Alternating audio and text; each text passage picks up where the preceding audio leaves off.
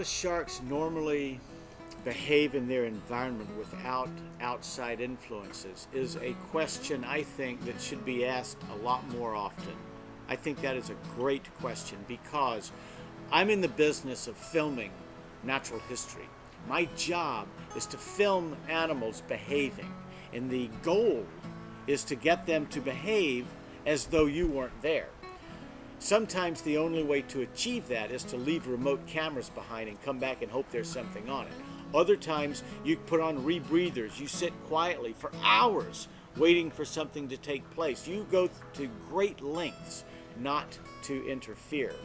And when you feel as though you achieved that, you never really know you did, but when you feel you have achieved that, what you witness with sharks I think is nothing short of astounding.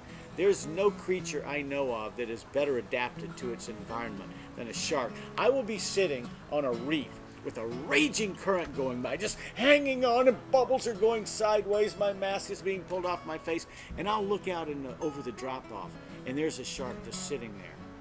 How does it do that? How is it just sitting in this roaring current that I can barely hang on in, yet every now and then you can see just a slight twitch? So my feeling is that not only are they so wonderfully and beautifully adapted, but they are calm.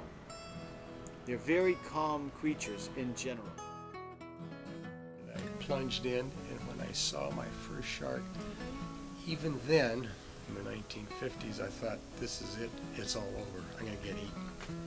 Of course, it was a harmless blue shark, and it was probably more frightened of me than I was of it. And ever since then, I've challenged sharks eye to eye and they me, and I haven't done anything so foolish as to get bitten by a shark. I must say that I was bitten by the love of sharks when I saw my first shark, and I have never lost that love affair with sharks, and I'm trying all I can in the rest of my life to influence people to care enough about sharks because they are so important to us. Sharks are amazing animals. They're what I like to see when I'm underwater. They're the best adapted creatures in my mind to the undersea environment.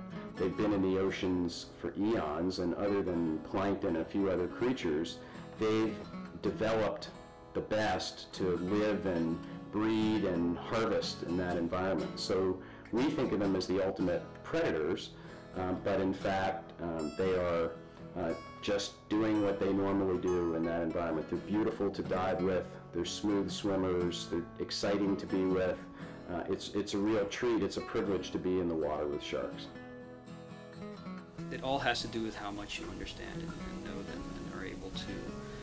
The more you do understand them, the more you know about them, the better able you maybe make some predictions about what they're going to do. And I remember growing up reading shark books, and they were saying the only thing predictable about a shark is that it's unpredictable.